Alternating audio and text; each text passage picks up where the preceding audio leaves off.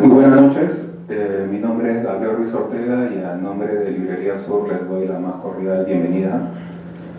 En esta noche vamos a presentar el libro Turgot, Memorias sobre minas y canteras. Para ello tenemos al traductor del libro, a Vincent Dumortier, al periodista Federico Salazar y al abogado Enrique Yarse, ¿no? Para quienes pido un fuerte aplauso por su presencia esta noche.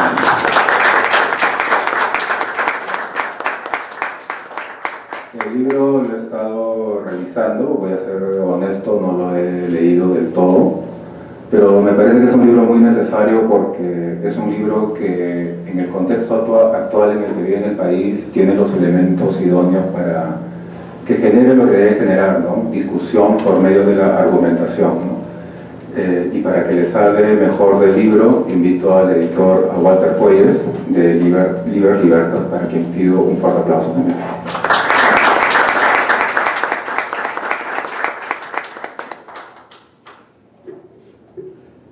Gracias.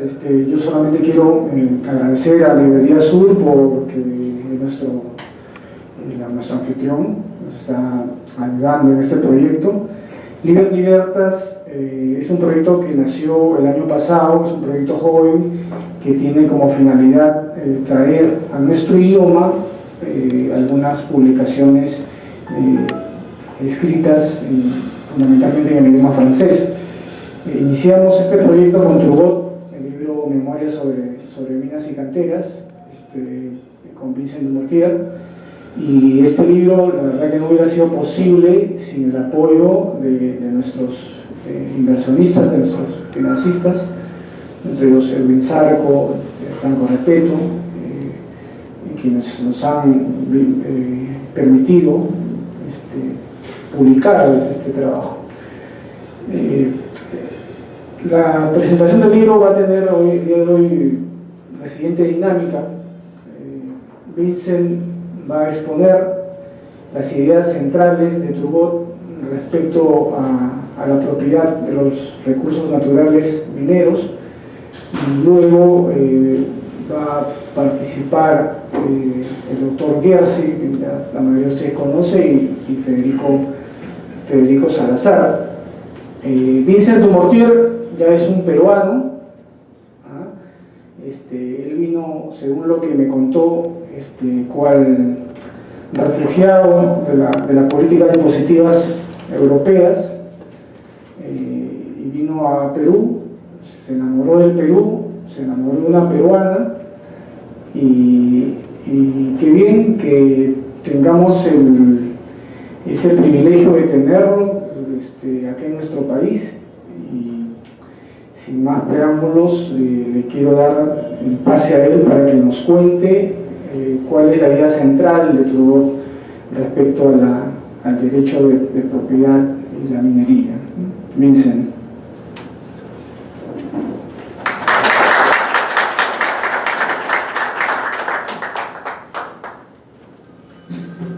Bueno, buenas noches a todos. Muchas gracias por su presencia. Antes de exponer un poco más las ideas de Turgot, quería también agradecer varias personas. Primero a César Girón, quien fomentó y organizó este evento.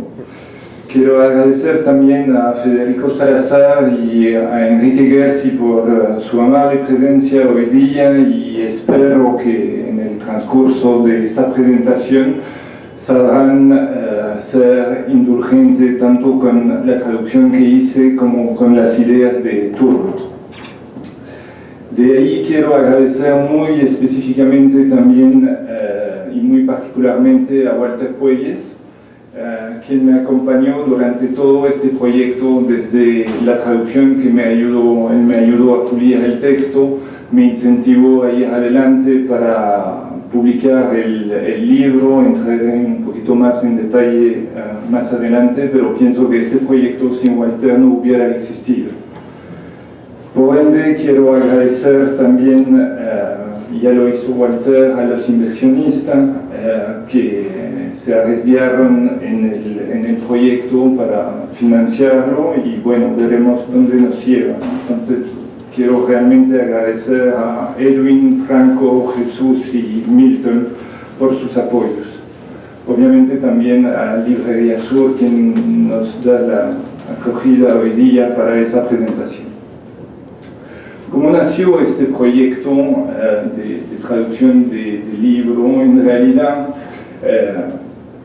fue algo simple. Ya vivía aquí en Perú y tuve tiempo que me permitió leer, y existe en Francia un instituto que se llama el Instituto COPE, que rescata textos liberales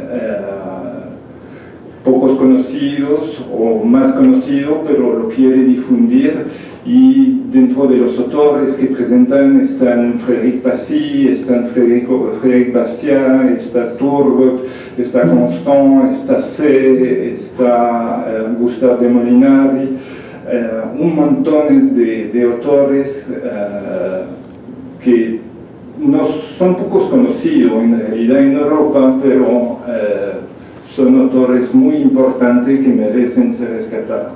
Entonces leí un montón de texto allí, y siendo aquí en Perú en pleno conflicto minero, entre otros con Conga, y de ahí también las Bambas tuvieron problemas, y vi por azar este texto que se llama en francés Mémoires sur les mines carrières, Memoria sobre minas y canteras, y me dije, lo voy a bajar, lo voy a leer y voy a ver. Y cuando leí este texto, para mí ha generado el mismo tipo de chispa que ha generado Bastiat cuando leí Bastiat por la primera vez, y me encontré en realidad un momento con una gran frustración, porque quería pasar este texto a gente, decirle existe una tercera vía entre las dos posiciones sobre la cual hablaremos después, existe una tercera vía, deberían leerla, deberían conocerla, deberíamos poder hablar de esa vía.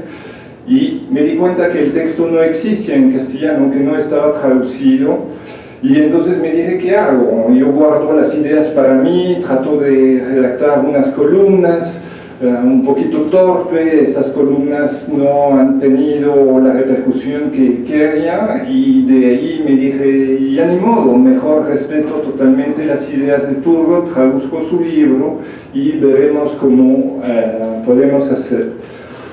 Y de ahí al inicio yo imaginaba una difusión totalmente confidencial, unos 20, 30 ejemplares, y de nuevo estuvo ahí Walter, que me dijo, no, pero 20 ejemplares, ¿por qué? De ahí vemos más grande, hay mucho más gente a quien debe llegar este escrito.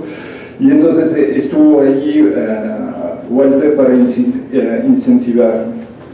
Y bueno, buscando un modo para editar el libro, al final nos dimos cuenta que lo mejor era hacerle una editorial, y seguir un poquito este proyecto que tiene también el Instituto COPE de rescatar textos, y en nuestro caso rescatar los textos y pasarlo a castellano. De allí nació entonces la idea de Liber et Libertas, en castellano sería el libro y la libertad, que se propone, y veremos cómo va a responder el mercado, se propone de rescatar texto. Hemos empezado con la memoria sobre minas y canteras. Les anuncio, pero no sé cuánto tiempo me tomará para cerrar lo que ya empecé la traducción de una segunda memoria de Turgot que se llama Memoria sobre préstamo de dinero, que tiene también cosas interesantes a ser conocida. Y quisiera más adelante poder traducir autores que son poco traducidos también al castellano. Veremos, no sé dónde nos lleva. Es un poquito la aventura del emprendedor y del inversionista en en el Perú. Veremos cómo nos va. Me gustaría traducir Frédéric Passy, me gustaría traducir Gustave de Molinari y veremos dónde nos lleva. Eso es un poquito para la historia de la editorial y para hablarle de manera muy corta sobre Turgot, porque hubiera muchas cosas que decir sobre Turgot.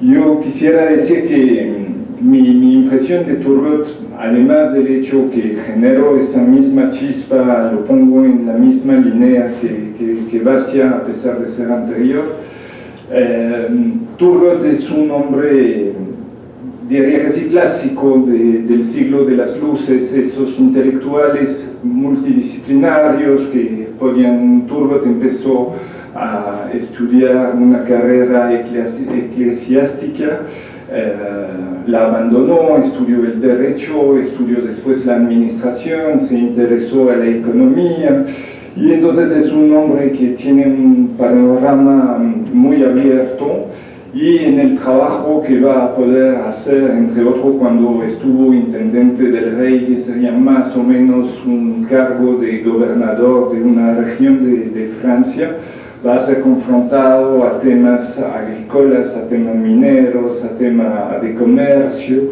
y entonces escribe sobre todos esos temas. Turgot ha sido obviamente también criticado muy a menudo y es penoso, le han etiquetado como fisiócrata, una suerte de casi unos lo considerarían como un insulto, bueno, es un fisiócrata, no vale, no es interesante. Pero a pesar de eso, Turgot en realidad es un economista genial, a mi parecer al menos, que defiende ideas totalmente adelantadas sobre su tiempo, se encuentra cosas que vamos a encontrar un siglo más tarde en la Escuela Austriaca de Economía. Y Turgot también es un gran defensor de lo que se llama el laissez-faire, que a veces se atribuye de manera errónea a Adam Smith, pero en realidad son los fisiócratas, y en particular Turgot, que participa en defender el laissez-faire. Y esa noción del laissez-faire la encontramos, por ejemplo, en el libro, en la memoria sobre minas y canteras, a tal punto que lo hemos puesto en la contracarátula, porque esa frase nos parece muy importante. Toda ley innecesaria es un mal por el solo hecho de ser una restricción a la libertad que por sí mismo es siempre un bien. Yo pienso que esa frase, a mi parecer, debería ser grabada en el mármol, pintado en letra dorada y colocada en el frontis del Congreso para que lo vean a diario y que lo piensen. Y no sé si alguien tiene la dirección de correo de Johnny Lescano, que me lo pase, yo le mando la frase, no hay problema.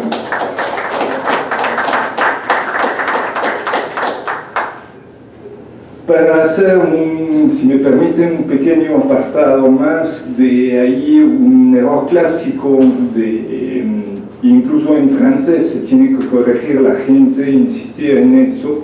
A menudo laissez-faire es un dicho que se suele traducir como dejar hacer, pero esa traducción es totalmente errónea. Cuando se dice laissez-faire, en realidad, si miren bien la terminación en francés, es EZ, y EZ es el signo del modo imperativo. Y entonces una traducción correcta de laissez-faire debería ser dejar de hacer. Dejar de hacer es un orden que se da a los políticos, es un orden que dice deje la gente hacer lo que tiene que hacer ellos, no se meten en asuntos que no le corresponden.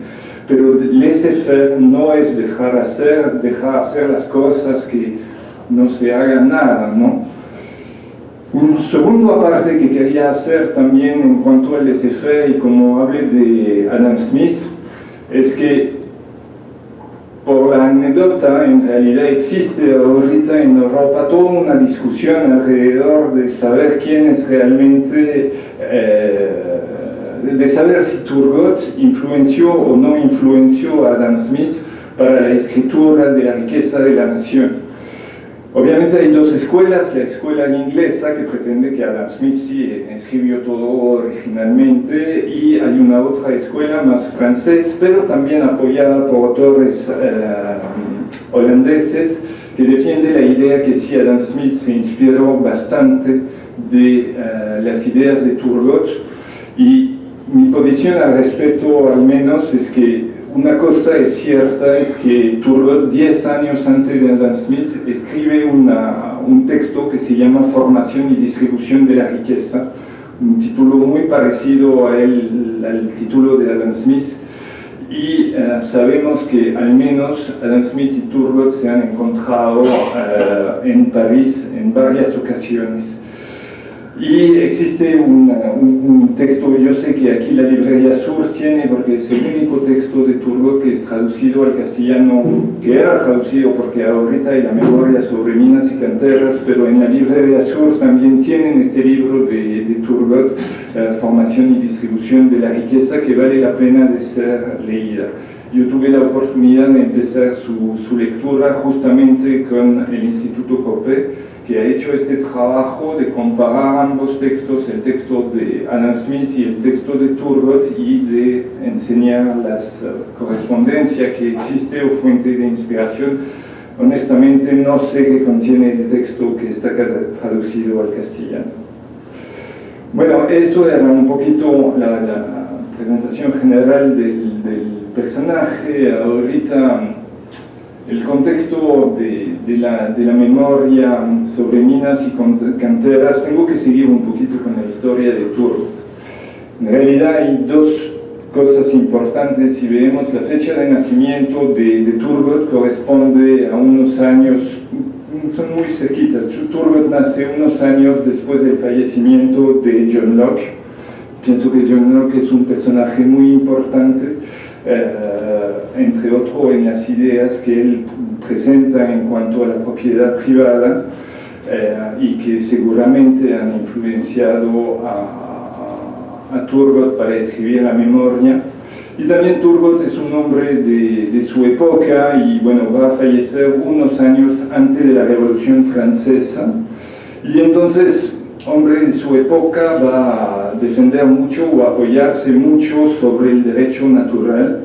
Derecho natural, ¿por qué le hablo de la Revolución Francesa? Porque en 1789 se va a publicar un texto que considero relativamente importante, que es la Declaración de los Derechos del Hombre y del Ciudadano, en el cual el artículo 2 plasma claramente lo que es para al menos los franceses los derechos naturales. Entonces, este artículo dice: la finalidad de toda asociación política es la conservación de los derechos naturales e imprescriptibles del hombre. Tales derechos son la libertad, la propiedad, la seguridad y la resistencia a la opresión. Yo pienso que esos principios son fundamentales, y vemos los resultados en un país que no reconoce esos derechos, que es Venezuela, y vemos lo que da como situación. En su memoria, entonces, sobre minas y canteras, Turgot analiza, en base al derecho natural de propiedad, plasma la idea que en realidad cada persona debería poder cavar en su campo y por lo tanto abrir una mina y poder extraer los materiales que están ahí. Turgot también dice, como propietario de un campo, de una chacra, de un terreno, uno debe tener el derecho de impedir a cualquier persona de cavar en su terreno sin su autorización. Turgot va más ahí y dice, analiza el contexto y pretende, a razón, considero que en realidad una vez hecho una excavación en un terreno, uno puede pasar debajo de los terrenos de sus vecinos, siempre y cuando toma todas las precauciones para no dañar las propiedades que se encuentran en la superficie. Hay todo un análisis bastante largo en el texto, pero que vale la pena de ser leída para mostrar que en realidad cuando una persona se adueña de las excavaciones que ha hecho, que abre galería incluso debajo de los terrenos de los demás. En realidad esa persona pasa a ser, por ser el primer ocupante de esa zona, pasa a ser el legítimo dueño de eso. Eso le convierte como legítimo propietario de los materiales y de las excavaciones que hizo en el subsuelo, pero no le dio ningún otro derecho, porque uno de los problemas que va a analizar Turgot es, entre otros, el tema de la ventilación, que obliga a tener galerías, perforaciones verticales secundarias, aberturas que permiten la ventilación y que podrían requerir de abrir otro hueco en otra propiedad. Bueno, Turgot explica y analiza el tema diciendo el hecho de crear una propiedad casi ex nihilo debajo del suelo no genera un derecho a servidumbre y poder abrir lo que quiere. Entonces realmente Turgot se propone de respetar la propiedad del suelo, de siempre trabajar con el consentimiento de la gente y de reconocer al mismo tiempo la primera y legítima ocupación del subsuelo. Turgot analiza todo este aspecto bajo el interés tanto del propietario del suelo como del interés del minero y también incluso el interés del Estado, y Turgot considera que en realidad dar esos derechos básicos a las personas, ser propietario del suelo y poder cavar, poder excavar debajo de propiedad de otro y impedir a alguien de venir a cavar sobre su propiedad y no tener más derecho que él, que ha sido la creación de esa propiedad, basta, y es el más rentable para todos los intervenientes en el contexto. Decía que Turgot, cuando él propone eso, es una tercera vía, porque, bueno, conocemos la posición que es, por ejemplo, en Perú, en realidad es una situación un poquito particular, porque el Estado no ha declarado que es el propietario del subsuelo, el Estado ha declarado que él es propietario de los recursos, de las riquezas del subsuelo. Las riquezas es un poquito difícil, porque la riqueza justamente es el trabajo humano que genera la riqueza en sí no existe.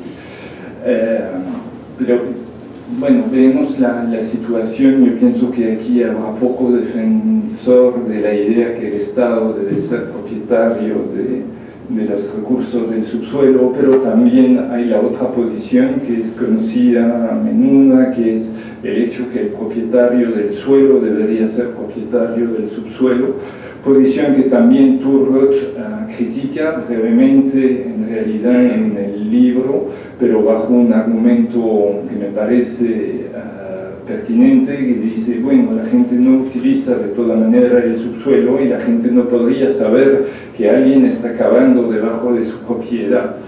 Y a la época había problemas, entre otros, de geómetros para saber dónde pasaba una galería, pero el problema sigue siendo el mismo. El Estado peruano no es capaz de decir a quién pertenece un terreno en provincia, cómo va a pretender decir dónde, a quién está, debajo de cuál propiedad está una galería que sea cavada.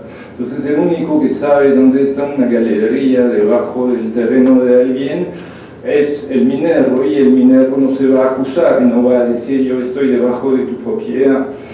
Y Turgot dice, bueno, si el propietario del suelo quisiera saber que hay una galería debajo de su propiedad, debería cavar él mismo, y todos los gastos que estaría haciendo no justificarían lo que podría ganar de una demanda en cuanto del minero que hubiera pasado debajo de su propiedad.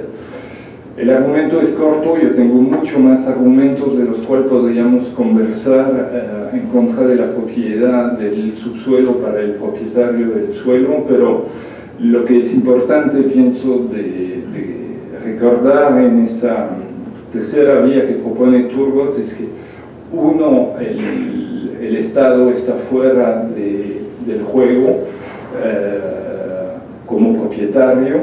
2, se respetan los derechos de los propietarios del suelo, lo que finalmente es importante. Y 3, tendríamos un sistema que permite tener realmente un incentivo para la explotación minera en respeto a los derechos de los demás. Quería terminar sobre una pequeña nota, una reflexión que ya me hice porque, y conversando con amigos que no son específicamente liberal, pero que me parecía interesante y tal vez para animar un poquito las reflexiones. Yo pienso que un campo de aplicación del derecho que propone Turgot en la memoria tendría una aplicación muy práctica, moderna, en Lima, y que no tiene nada que ver con la minería. Sería una proposición que permitiría, en realidad, si adaptaríamos el código minero y si reconoceríamos que el subsuelo no pertenece a nadie mientras alguien lo ponga en valor, si lo reconoceríamos, yo pienso que podríamos proponer soluciones innovadoras para solucionar problemas de tráfico, entre otros en Lima. Yo pienso que el rol de un presidente, si yo estuviera presidente, ¿quién está de acuerdo? Levanta la mano.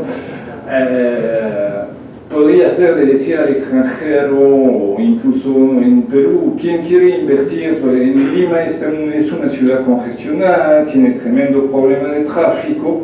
Bienvenido al inversionista, si quiere, viene, instala lo que quiere, vías de circulación subterránea, un metro, lo que quiere. Todo lo que va a acabar es suyo. Yo como Estado lo único que veo es que no puedes dañar a la propiedad de los demás. Ahí sí me metería contigo si dañas a la propiedad de los demás, pero bienvenido quien quiere cavar para poner infraestructura. Yo como Estado reconocería esas infraestructuras y las explotas como quieres, practicas los precios que quieres, nada de subvención. Yo como Estado no pongo un centavo, ley del mercado, tú aplicas en función de una demanda y una oferta que haces los precios que quieres, no me meto en tus asuntos, respeto tu propiedad. Y estoy convencido que en realidad en vez de tener una línea 2 totalmente estancado y que no avanza y que es sujeto a más que una duda en cuanto a corrupción y plata desviada, en realidad sería el problema mismo de los inversionistas, de los empresarios, de hacer las infraestructuras y valorizarlas como le conviene. Era a este punto que yo quería llegar. De ahí voy a dejar la palabra, yo me voy a sentar también y dejar la palabra a Federico y a Enrique Gersi. Como le dije, espero que serán indulgentes con mi traducción y la posición de Turgot. Gracias.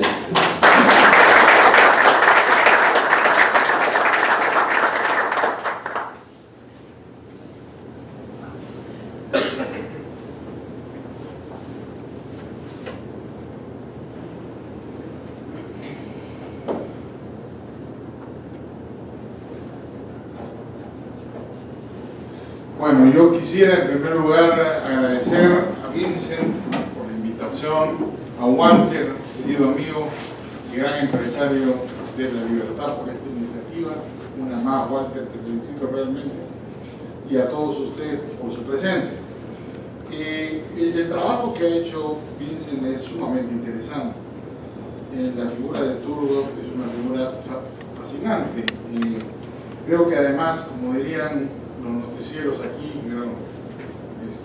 Federico nos puede ayudar en eso también, ¿no? Es una noticia de palpitante actualidad, ¿no? Porque este debate respecto a la propiedad de los recursos naturales y a la propiedad del subsuelo es uno de los temas que recorre permanentemente una de las discusiones públicas.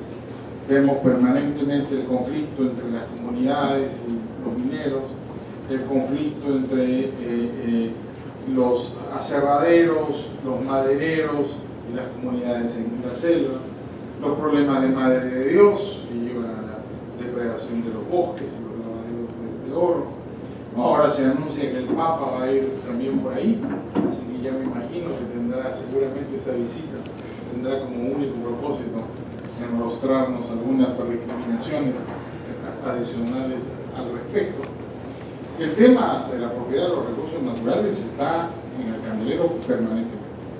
Así que esta iniciativa de traducir una obra clásica, la vieja memoria de Turgot, es realmente, creo, muy importante. Así que espero que se difunda, que todo el mundo la lea, porque en realidad, pese a ser un texto del siglo XVIII, como les decía, es un texto de una actualidad política, social e intelectual realmente notable y contemporánea. En segundo lugar, ya Vincent ha hablado largo sobre Turgot, no pretendo incidir o desarrollar innecesariamente lo que Vincent ya explicó, pero sí recordar quizás un par de cositas más. Vincent ha resaltado, y lo dice además en el texto, y está mencionado tanto en la introducción de Paul como en el prefacio de Walter, la relación entre un parentesco, una influencia que ven entre las ideas de Locke y las ideas de Turgot, es muy probable. Pero yo quisiera añadir a esta influencia una que es aún más importante, porque fue una influencia directa. Turgot era parte del círculo del barón de Olbach, en la casa del barón de Olbach, en el salón del barón de Olbach, con David Hume. Y yo veo más a Hume en este texto que a Locke, se lo digo con sinceridad. Yo sé que los defensores del derecho natural, yo no me cuento entre ellos, van a querer encontrar una relación más lockeana en los textos, en este texto en particular de Turgot. Yo la veo lejana, hay unas reverberaciones ahí, pero veo a Hume por todos lados. Y de hecho, Turgot y Hume eran amigos cercanísimos. Se veían todas las semanas, tuvieron una relación sumamente intensa, hasta que, según cuentan los historiadores y los biógrafos de Turgot y de Hume, algo pasó en relación al pleito de Hume con Rousseau. ¿No? Aparentemente hubo un distanciamiento, porque Hume, ustedes recordarán, protegió a Rousseau, el amigo íntimo de Rousseau, tuvo la mala idea, pese a que Diderot le escribió una famosa carta donde le dice: Rousseau es un perro, ten cuidado, no te lo lleves. ¿No? Hay un libro después que cuenta esta historia que se llama El perro de Rousseau, precisamente a propósito de la carta de Diderot. Pero Hume, que era amigo de todos ellos, que era además secretario de la Embajada Británica en París en este periodo, ¿no? Se hizo amigo íntimo de Olbach, amigo íntimo de Diderot, amigo íntimo aún más de Turgot, de Rousseau, menos amigo, pero también un conocido de Voltaire. Y frecuentaban ese mismo salón Gibbon, también mencionado, y muy interesante para los abogados, el Marqués de Beccaria, es el creador del derecho penal moderno y uno de los antecesores de la teoría económica. Sus elementos son considerados siempre como un libro precursor de la teoría económica. De manera que, qué grupo de amigos que se reunían ahí a conversar, ¿no? Philip Blom cuenta en su libro Gente Peligrosa que el que cocinaba era Le Bon David, Hume, que aparentemente además les enseñó a jugar backgammon. Entonces, la relación entre Turgot y Hume fue muy cercana, eran íntimos amigos. Después se enfrió un poco, se mantuvo. Hay algunos que consideran inclusive que Condorcet, el gran discípulo de Turgot, finalmente es muy influenciado por David Hume. Hay obras de Condorcet que en realidad es claro que quien le enseña, a quien lo hace conocer, lo entera de las tesis humianas a Condorcet, tiene que haber sido Turgot, ¿no? Porque no hubo una relación. Después se distanciaron a raíz del pleito con Rousseau, porque Hume no sintió que Turgot lo apoyara lo suficiente como él pensaba. Más bien Turgot le aconsejó prudencia, donde él se pelea con Rousseau en Londres, escribe una carta contándole a Turgot del pleito y le está diciendo que tiene miedo que Rousseau lo difame entre sus amigos, diciendo las cosas al revés de como se han presentado.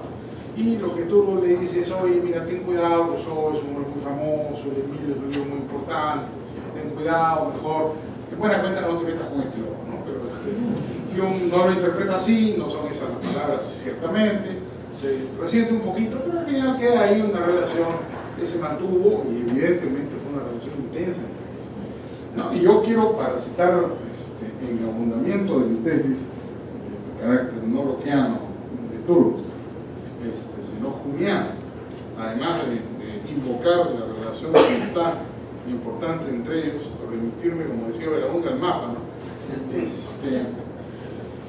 ¿Cuál es la definición jungiana de propiedad? La propiedad es una convención, que dice Turgot, página 25 en traducción de Vincent, ¿no? Con el establecimiento de las sociedades, la convención general y las leyes han añadido a la fuerza de cada persona, la de toda la sociedad, cuyos miembros se garantizaron recíprocamente la posesión de los terrenos que cada quien se le había apropiado por vía de ocupación y por trabajo, ¿no?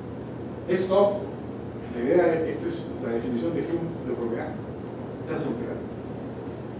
Todo no es loco, esto es Hume.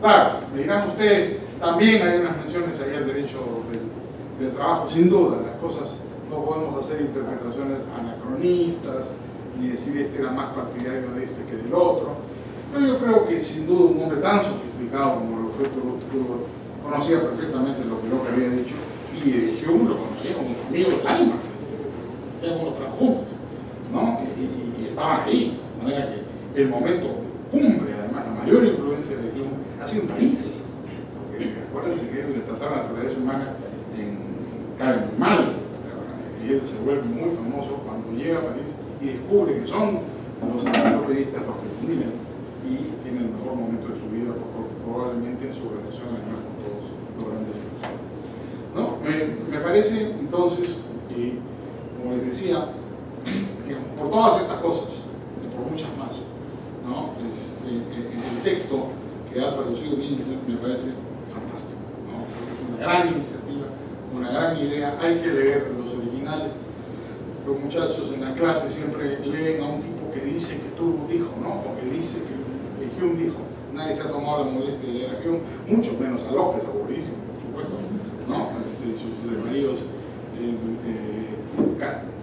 calvinistas, no se olviden que Locke era un sociniano, un calvinista monofisita, antitrinitario. Entonces, las justificaciones lockeanas a partir de la idea de laborales horarios concluye, ¿no es cierto?, que el derecho de propiedad y consecuencia del trabajo, a mí francamente siempre me ha puesto un poco nervioso, sobre todo por los gritos que se escuchaba cuando niño, el asco que gritaba en la propiedad de no trabajo.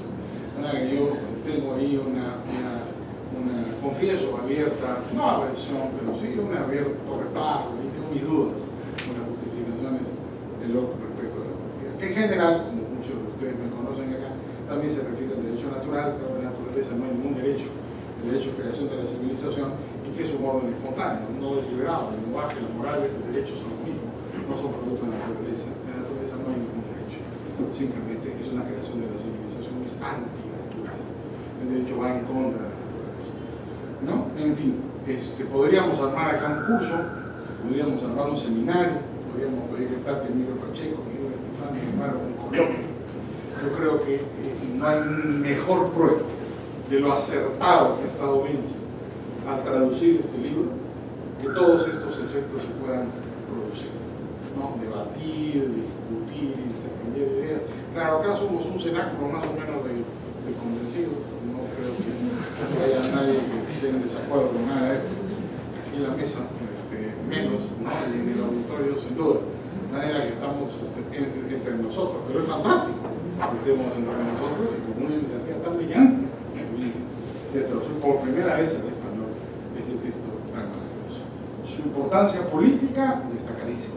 Creo yo que este libro hay que reproducirlo, yo lo voy a entregar a todos los alumnos, lo regalamos en clases, que todo el mundo lo lea y provocaremos un debate. Tiene razón Vincent, con esto acabo para no hacerla más larga, hay tanto que discutir, pero en el punto de vista ya puramente jurídico, ¿no? Cuando se discute sobre este tema, suelen contraponerse las dos visiones, ¿no? La tradicional, que viene del derecho romano, la anglosajona. Curiosamente, siempre los anglosajones han mantenido más la tradición del derecho romano que en el mundo continental, que se reclama más romanista, pero no es verdad, ¿no? ¿Cuál es la tradición romana anglosajona? Lo dice el libro, además en la contratapa, ¿no? El dueño del suelo, el dueño del cielo, ¿no? Tú puedes proyectar tu propiedad hacia arriba y hacia abajo en función de la utilidad que tenga de ella, la capacidad que tenga. Los anglosajones han mantenido ese criterio. Y frente a ese, el otro criterio, el criterio estadístico, según el cual los recursos naturales tienen que tener su suelo, sino porque la fórmula peruana es rara, como bien dice Vincent, no dice el subsuelo es de propiedad del Estado, no, dice los recursos naturales son de propiedad del Estado. De manera que si tú, por ejemplo, haces un hueco en tu casa, cavas un sótano y le metes 15 pisos hacia abajo, eso es tuyo, pero si con mala suerte tuya te encuentras una veta, qué sé yo, oro o plata, ya no es tuyo, que es del gobierno. De la plata o el oro, pero todo lo demás es tuyo. Entonces es una situación bastante extraña y singular que lleva, creo yo, a un conflicto permanente entre los mineros y los propietarios superficiales. ¿No? La crítica de Turgot es interesantísima, es la visión, la tesis del primero votante. El recurso natural le pertenece a la primera. Sumamente interesante, también polémica, pero es una de las cosas que nunca se discute, ¿no? Porque en el Perú se da por hecho que tiene que ser estatal, o los otros dicen, no, vamos a darse a las comunidades.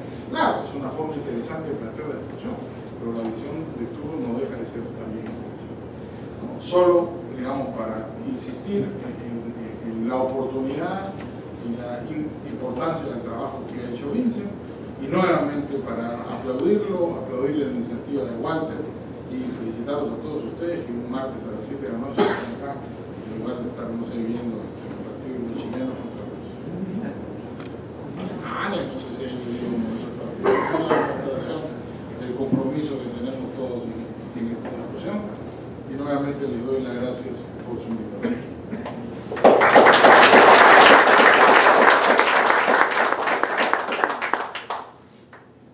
Bueno, yo me sumo por supuesto a la felicitación a Vincent por la iniciativa, por el trabajo de la traducción. Se ve que la traducción es suya porque la ha trabajado, según Turgot.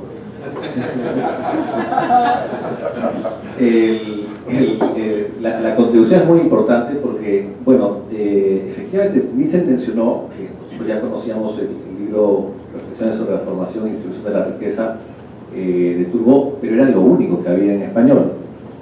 Ahora no solamente se abre una beta, para seguir con la metáfora, de un texto adicional de Turgot, sino que es un texto valiosísimo, por más que es muy breve, sino que esperamos que Vincent siga con esta tarea, y al respecto Walter también, y Librería Sur también, a quien hay que agradecer y felicitar por el hecho de vender el libro y de ser la casa que recibe ahora estas ideas, porque este pequeño libro, esta pequeña memoria, hablando del tema, por ejemplo, en relación a Adam Smith, demuestra lo avanzado que estaba Turgot en relación a Adam Smith, pero también lo avanzado que estaba Adam Smith con respecto a Turgot. Todos estos eran unos ilustrados, se conocían, como mencionaba Enrique, Hume perfectamente a Turgot, pero también, por ejemplo, Benjamin Franklin, también era de la Junta. Incluso Franklin le lleva un libro a Turgot, el libro del Dr. Price, que ocasiona una carta de Turgot sobre la libertad individual, que es realmente una pieza maravillosa, que yo invito a Vincent a que nos la traduzca próximamente en otro de los esfuerzos que seguramente va a hacer. Y en fin, Turgot tiene muchísimo. Las obras completas de Turgot son más o menos 7 u 8 volúmenes, y nosotros conocemos simplemente el pequeño volumen de la formación, de las reflexiones sobre la formación y distribución de la riqueza, y ahora esta memoria excelente que nos presenta Vincent, que es muy importante para el debate, para una serie de debates, para el debate en Perú, para el debate en el tercer mundo, en relación a los recursos naturales, la propiedad de la tierra, etc. Pero también para el debate de nosotros, ¿no? Como Enrique, yo también detecté este sabor o esta aparición de un sabor, de un fantasma humeano en este pequeños pasajes breves y muy de pasada, creo que sobre la superficie de la tierra más bien, de la relación de convención y propiedad. Y sobre el subsuelo más bien encontramos esta idea de Locke de la propiedad basada en el trabajo. La ventaja de Smith frente a esto es que Smith concibió el origen de la riqueza en la división del trabajo, no en la realización del trabajo. Turgot todavía habla de la riqueza como producto del trabajo realizado, no de la división del trabajo. Es una gran diferencia. Y lo cito, ya que Enrique citó ahí a la parte juliana, yo voy a citar la parte lockiana, la página 65, donde dice: entonces, si el trabajo visto en todas sus expresiones es la única causa que demanda la producción de toda la riqueza, se deduce, etcétera, etcétera, ¿no? Y después dice: el emprendedor no tiene otra propiedad que la de sus obras y los frutos de su trabajo. Y en general, en todo el texto ustedes van a ver estas digamos, apariciones, estos pequeños fantasmas, como se dice en fotografía, de influencias de uno y del otro, ¿no? En relación a la influencia de Locke, el tema es que en el asunto principal de esta memoria, que es la explotación minera, Turgot hace una propuesta realmente innovadora, revolucionaria, diferente, a un nivel de sofisticación al que nunca llegó Adam Smith, por ejemplo. La propuesta fundamental del libro está en la página 34, que es una propuesta de código de minería. Yo les puedo leer el código de minería de Turgot, porque a diferencia de cualquier otro código del mundo, tiene unas cuantas líneas nomás, desde página. Punto 1, cada uno tiene derecho a cavar la tierra en su campo. Fácil. Punto 2, ninguno tiene derecho a cavar la tierra en el campo de otra persona sin su consentimiento. Fácil. Tercero, cualquier persona es libre de excavar galerías bajo el terreno de otra persona, siempre que tome todas las precauciones necesarias para prevenir cualquier daño al dueño de la superficie. Aquí podemos discutir. Cuarto, que con esta libertad, quien cavó debajo de su campo, del campo de los demás, se convirtió como el primer ocupante, lo mencionó Enrique, el propietario de las obras que hizo bajo tierra y de los materiales que extrajo, pero no adquirió nada más. Claro, acá el tema es que Turgot concibe que la propiedad se hace en el trabajo, como Locke, como segundo tratado lo vemos decir,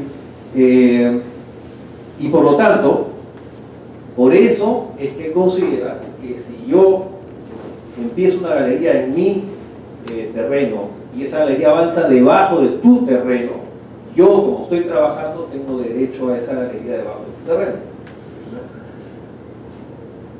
Y él dice, bueno, lo que pasa es que en realidad el dueño del segundo terreno ni noción tenía de lo que tenía abajo y lo iba a dejar intocado y no iba a aprovechar la sociedad el resultado de lo que había abajo, ¿no es cierto? Entonces, por eso él, de esa manera, él justifica el hecho de que uno tenga derecho a pasar debajo de la propiedad. Ese es un tema que por supuesto se puede discutir. Lo que además Turgot permanentemente establece en esta memoria es la necesidad del acuerdo, la necesidad del consentimiento y la necesidad de la transacción. Es decir, si yo paso debajo, voy a alentar estas aberturas, le llaman, ¿no? Por ejemplo, para la ventilación, que lo mencionó Vicente, necesito ventilar el camino y necesariamente voy a tener que calcular que eso lo voy a tener que obtener de tu terreno, en tu superficie. Y es ahí donde tiene que haber el acuerdo, ahí es donde tiene que haber la indemnización, el contrato, en fin, etc. En general, toda la propuesta es una propuesta de sociedad comercial, de sociedad de intercambio, donde en realidad el Estado lo único que tiene que vigilar es que nadie se haga daño al otro. Podemos discutir el tema de si realmente hay derecho o no a hacer usufructo de los contenidos del subsuelo de un terreno que en superficie sea otra persona. Por supuesto, es una discusión que creo que hay que realizar y extender, pero que no podríamos realizar y extender si no fuera porque Turgot lo dijo alguna vez y Vincent lo tradujo ahora. Así que realmente mi agradecimiento por la posibilidad de que podamos discutir cosas realmente importantes que tienen que ver no solamente con el siglo XVIII, sino con el siglo XXI en el Perú. Muchas gracias, Vincent.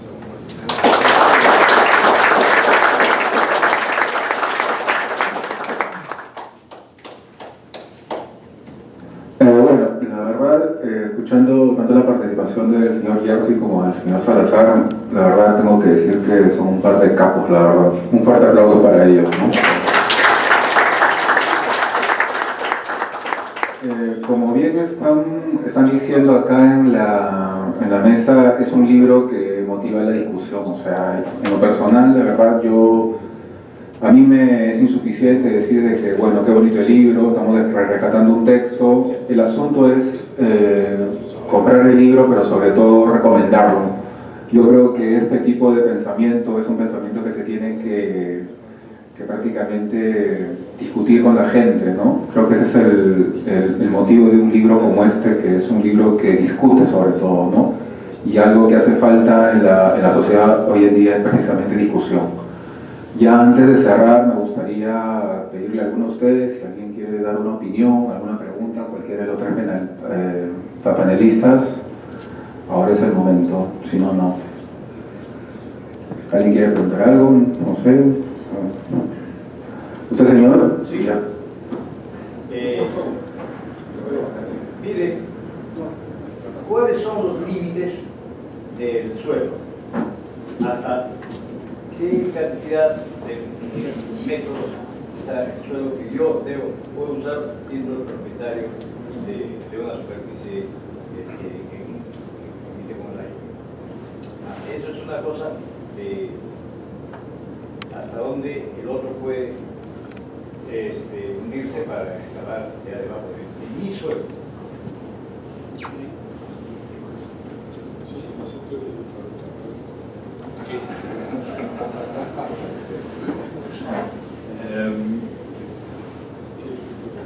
Bueno, Turgot en esos aspectos, en realidad de nuevo va a referirse al uso, es decir, que de ahí va a considerar, bueno, yo le podría responder de un punto de vista científico, el suelo es 1,20 metros, pero eso es una definición de edafólogo que no tiene mucha relevancia en este tema. No, lo que pasa es que cuando uno utiliza el suelo y el subsuelo, lo que hacemos a diario, en realidad, bueno, depende, no sé, cada uno de ustedes vive o en una casa o en un inmueble. Yo vivo en un inmueble de departamentos, en realidad, mediante la propiedad privada común, entre otros de todas las partes comunes, las fundaciones del edificio, en realidad utilizamos el subsuelo y somos propietarios, según Turgot y según yo también, de esa parte del subsuelo que estemos utilizando. Y entonces no hay una definición, no es 1 metro, no es 5 metros, no es 10 metros, es donde la gente ya ha trabajado o ha implementado y creado estructuras que son valoradas. Y en cuanto a pasar, por ejemplo, debajo del edificio mío, Turgot lo indica con su código minero, dice, alguien puede pasar debajo de mi edificio siempre y cuando toma todas las precauciones necesarias para no dañar a la propiedad que se encuentra encima. Pero no me siento yo propietario de lo que hay por debajo del inmueble de departamento donde vivo, y podría ser a 50 centímetros debajo de las fundaciones como a 500 metros. No cambia la filosofía ahí. Pero si alguien viene, cava y toca a mi fundaciones y daña esas fundaciones, ahí sí está atacando mi propiedad, y eso no es aceptable y eso debería repararlo. El que hubiera hecho los trabajos no habría tomado las precauciones necesarias, hubiera dañado mi propiedad y por lo tanto debería reparar, compensar, etcétera, etcétera, lo que prevé Turgot en su texto. ¿Alguna otra pregunta, tu amigo? ¿Necesitas el micrófono? No. Una pregunta, ¿existe algún antecedente a Turgot sobre esta tesis de que la propiedad del subsuelo sea diferente, pueda ser un propietario diferente a la propiedad del suelo? ¿O a Turgot fue el primero en plantear esa idea? O sea, pero de lo que han podido, porque primera vez que lo escucho me llama poderosamente la atención esa tesis. La verdad es que no podría contestar. Antes de haber leído Turgot, ni imaginaba que había esta posición, entonces no sé, la verdad, no sé, habría que investigar, pero yo soy más traductor que investigo. Y Pero lo que puedo decir, al contrario, es que de anterior no sé, pero de posterior sí, yo sé. Hay un autor, entre otros, importante que, bueno, lo indiqué, me gustaría traducirlo, pero la verdad es un trabajo mucho más importante. Me gustaría traducir a Gustave de Molinari, y Gustave de Molinari retoma la idea de Turgot de manera completa. Y bueno, ahora después persona, yo escuché, pero no escuché a alguien que dijo que él lo dijo, pero no he leído, no lo he leído, entonces no lo podría confirmar, pero escuché que Walter Block también retomó la idea después. Pero eso me han dicho que él lo hubiera hecho, no lo he leído, no lo puedo asegurar. La respuesta que se puede dar, teniendo en cuenta que no podemos haber leído todo, es que por lo menos que se conozca o que se haya hecho famosa una propuesta, no. Ahora, si me dicen, bueno, hay que ponerse a buscar, sí, podríamos ponernos a buscar. Yo me iría, por ejemplo, de repente en alguno de los tratados legales y jurídicos de los salmantinos, ¿no? Probablemente ahí encontremos algo, pero buscando pues, entre millones de páginas, ¿no? De repente hay algo ahí, no lo sé. Pero en todo caso, Turgot no cita ninguna referencia. ¿Usted, señor? Sí. Bueno, dice, Walter,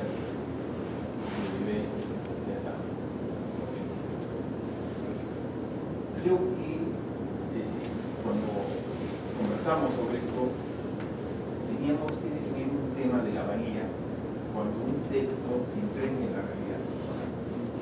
Y nuestro país carece de ese fundamento jurídico. Estamos hechos de leyes, no de reputación. Que sin hablar es el Papa con todo el corso que tiene va a una ciudad desconocida en el mundo que se llama Puerto Madero. Y nosotros lo conocemos por el gran problema que tenemos del foro informal, donde en el fondo es un problema de la propiedad. Es un problema de tres dueños. Porque tú tienes al que tiene la concesión para que justamente pueda ser un agricultor. Tienes al que le dice, oye, pero ahí está el oro. Entonces yo te alquilo la concesión, y por gusto tienes al Estado, que dice que es el dueño de todo eso. La carencia de doctrina es ese problema que tenemos de años, que no se puede tomar como elementos para discutir cómo solucionamos el problema de la gran depredación. Porque no es metiendo bombas, no es metiendo, sino esclareciendo el tema de la propiedad. Hemos sacado tanto tiempo el tema de que la propiedad debe estar en el infierno y en el cielo. Pero acá, este no es un país de propietarios, somos un país de propietarios virtuales, ¿no? Porque viene el Estado y dice el gran problema que tenemos también con las comunidades. Vienen las comunidades, o sea, dicen, no señores, o sea, oye, pero el oro está ahí abajo. O sea, no hay ningún tipo de diálogo, comunicación, ni siquiera transacción, porque no hemos construido los lugares que es lo que el libro de Turgot nos trae. Por eso le decía a Vincent, y acá tenemos que meternos en la Sociedad Nacional de Minería, hacer entender y poner como que necesitamos una doctrina, no las leyes que salen con nombre propio, pero que realmente no tienen ninguna sombra que los ampare, ¿no? Entonces, yo creo que el valor de este libro es presentar eso, que haya una discusión de una necesidad de doctrina que se real y ahora. Y eso creo que es la valía de lo que estamos conversando ahora. Felicitaciones. Bueno, yo leí con un nombre y yo estaría de acuerdo, ¿no? Si hacen la ley Turgot y retoman los 4 puntos del código minero de Turgot y 8 de la vida. Usted, amigo Walter. Sí, si ustedes tuvieran que redactar el artículo 66 de la Constitución Política, dice que los recursos naturales pertenecen al Estado. ¿Cómo lo redactaría? ¿En qué términos? ¿En términos de Turgot? ¿En los términos en los cuales el que tiene propiedad del suelo también tiene propiedad sobre los recursos que están bajo su suelo?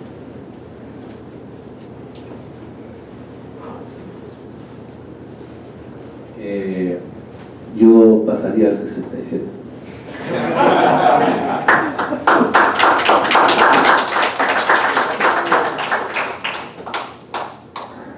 ¿Alguna pregunta más? Usted, señor. Un comentario. Yo no estoy seguro de que el artículo 66, ese es el que está propietario de los recursos, sea impreciso. No es que quiera ser dueño de una parte de eso. Todo lo que hay en el subsuelo son recursos, no solamente los metales, la tierra, las hormigas, las ramas. Lo que pasa es que la finalidad para la que se usa ese artículo es para que el Estado selectivamente tome los recursos que tienen un valor comercial, no los demás. Pero saquemos la tenemos que todo, ¿no?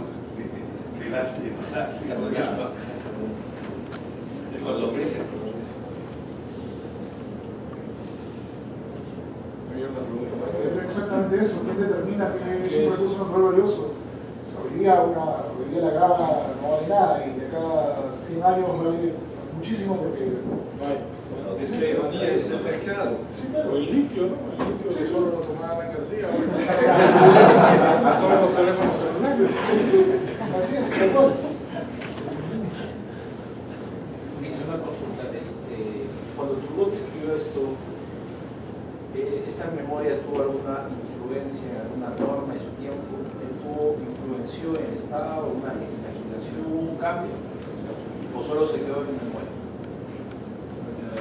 Hasta donde sé, y entre otros lo que había comentado el instituto, bueno, es una parte, no lo he traído conmigo, si está ahí. En realidad el Instituto Copé cuando publica una memoria pone una introducción, pero la introducción no me parecía interesante a traducir, no aportaba en el contexto peruano, pero lo que indicaba, y responde a tu pregunta, entonces ahí me digo que tal vez hubiera tenido que traducir la introducción también. Los chicos, entre otros, Benoît Malbrand, que es alguien que estudia mucho Turgot, que es miembro del Instituto Copé, indica que desafortunadamente, a pesar de las buenas recomendaciones de Turgot, hay poco lugar en el mundo donde se ha tomado en consideración esas percepciones. De ahí que tenemos conflictos, etcétera, etcétera. Yo pienso que, bueno, entre otros, el Estado, y para hacer hincapié a la otra pregunta sobre quién decide que un recurso es valioso o no, pienso que el Estado no va a dejar la presa que tiene así sin pelear, y es lógico que pretende que pretende adueñarse de eso. Por el momento nadie le interesa las lombrices, pero si mañana se descubre que las lombrices cuidan el cáncer y que de ahí se saca un medicamento, no bastará mucho tiempo para que en el Congreso haya una ley específica para la protección del lombriz bajo la supervisión del Estado. No lo dudo.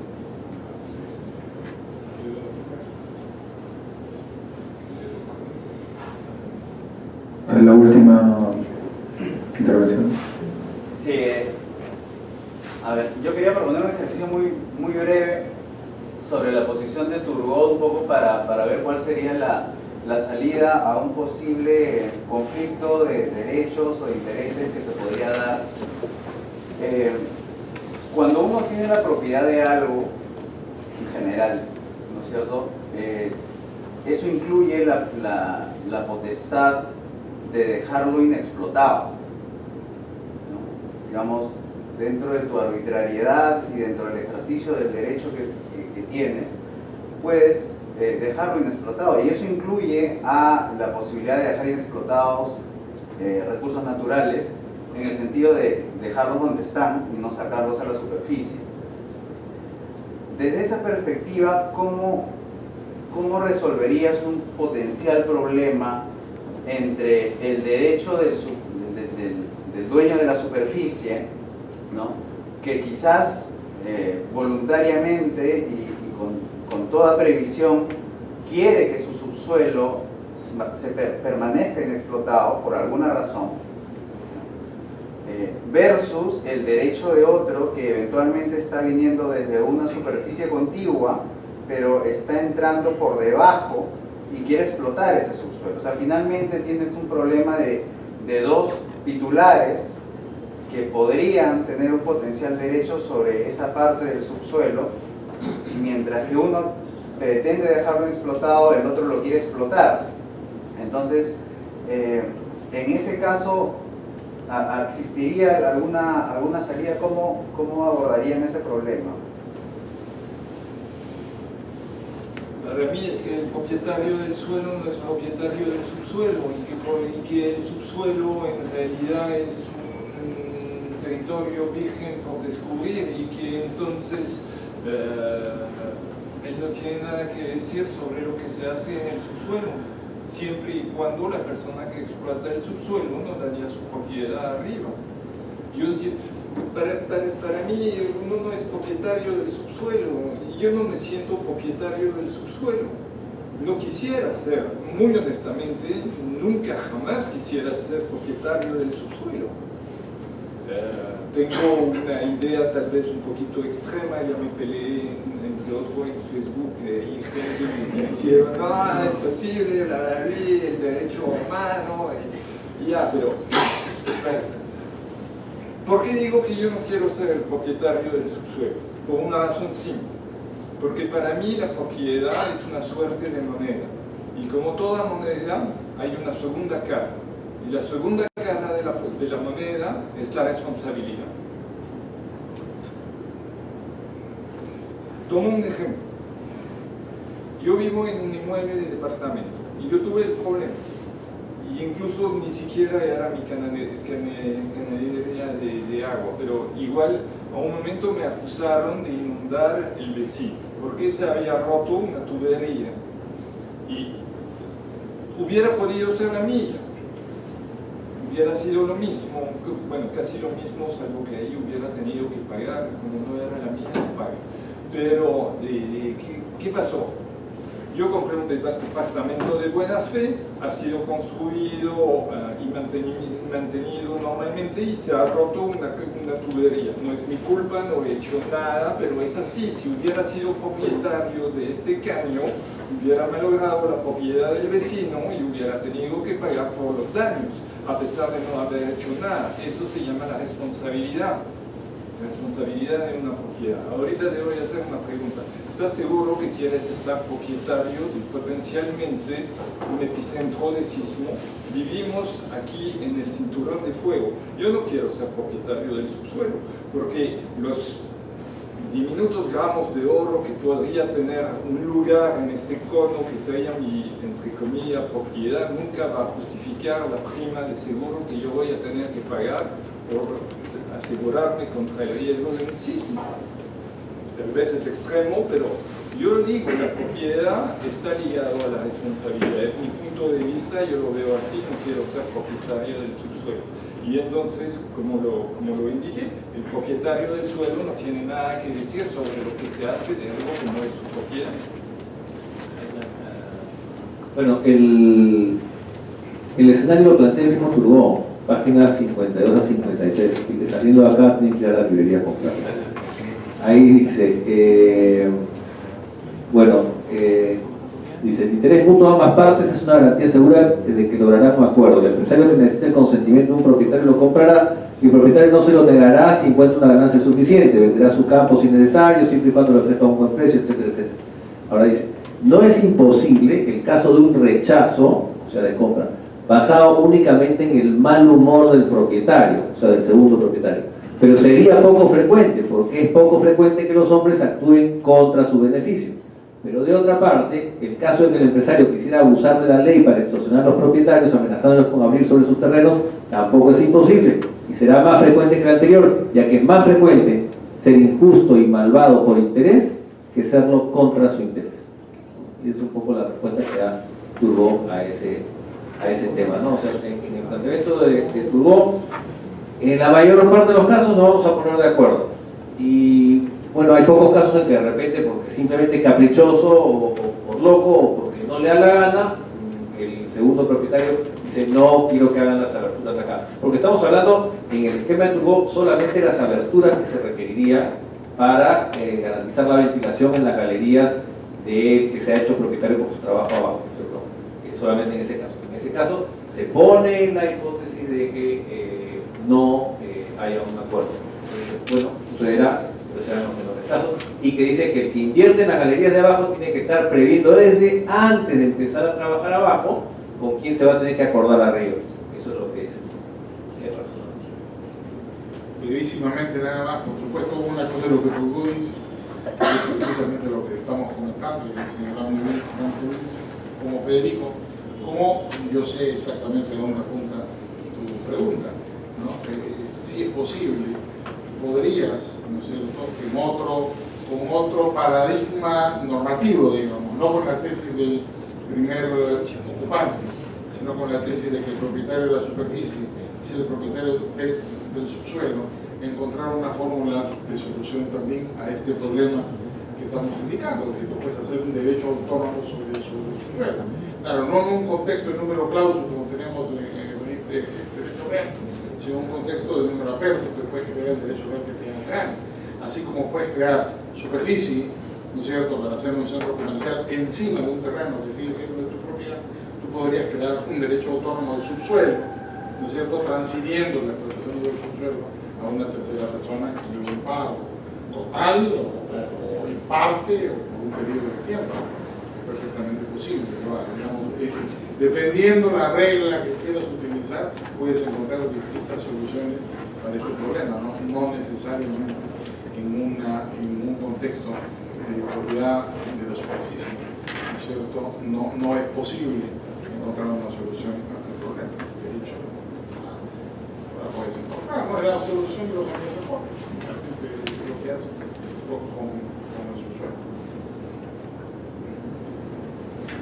Bueno, ha sido verdaderamente un placer tener a Enrique Gersi, a Federico Salazar, a Vincent, la verdad. Como dije hace un rato, este es un libro para discutir. Bacán, leámoslo, disfrutámoslo, pero hay que compartir, hay que recomendar. Muchas gracias por venir y a los que quieran tener el libro, está aquí en la librería. Un fuerte aplauso.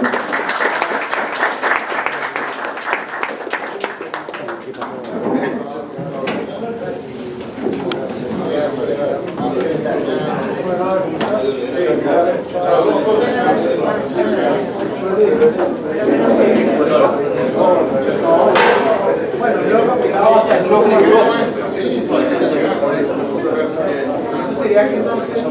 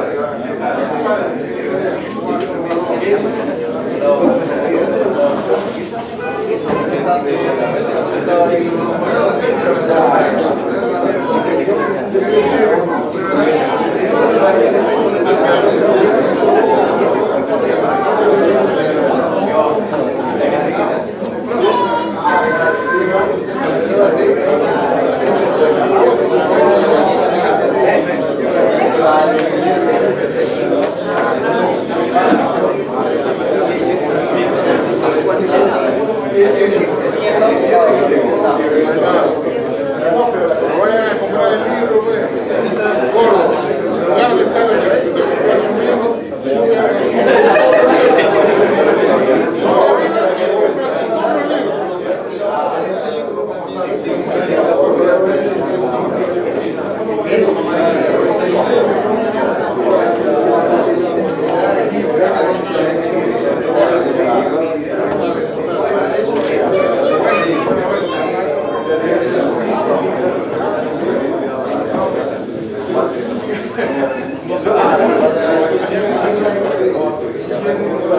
¿Qué tal las firmas?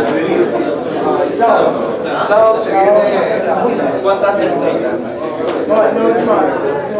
Ah, pero o sea. Ya. Lo voy a agregar a la marcha. Lo voy a agregar a la ya. Claro, está llegando. Sí, el hecho sí, espera. Lo peor es que no, lo peor es que no.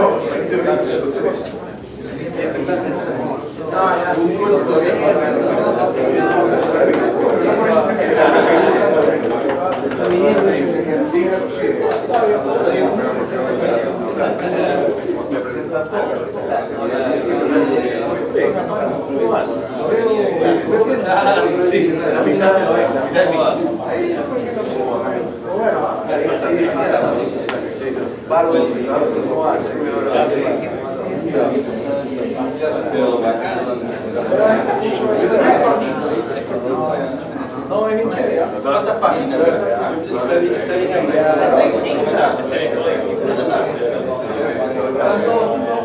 ¿y marque las letras generales? Sí.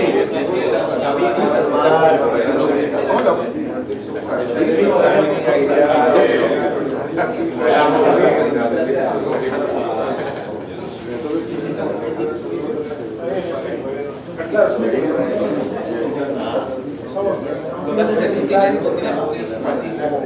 unidimensional terrible. Es un imperialismo unidimensional feo. Hacia arriba hacia abajo, tienes que empezar un poco más atrás. Yo tengo más. Claro, una forma. No puede, le pones uno costado. Yo soy buen. Siéntate.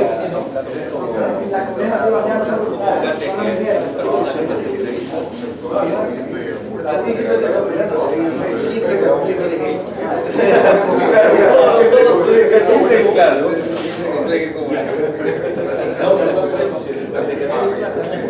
No vengan a acusarnos de criminales.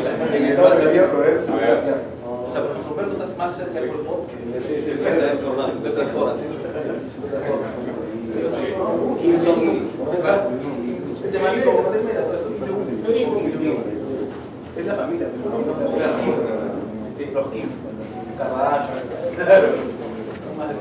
Vale. Kim Smith. Me desespera, ¿no? Me desespera. Y trato de ver esa serie. Es buena. Es la primera temporada. He visto todas. ¿Quién es Kim Schmidt? Kim Schmidt, una serie. Ah.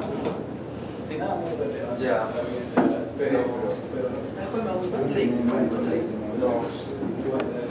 Pero es como que un humor. ¿Qué se trata? Es un poco como tu vida. No, mentira. Es un patín que vive en Venice. Y Venice trabaja en Venice. No sé, y vive su vida. Vive esta vida. Y es al final del libro o sea, y es como Franklin le llegó el día. Es como Brian McGregor lo lee la última temporada. Ya. Yo ni siquiera he empezado con la tercera temporada de House of Cards. Sí, tengo que adelantar. Ya estrenaron la quinta. Sí,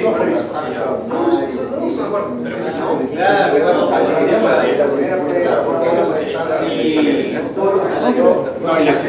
La segunda sí. Sí.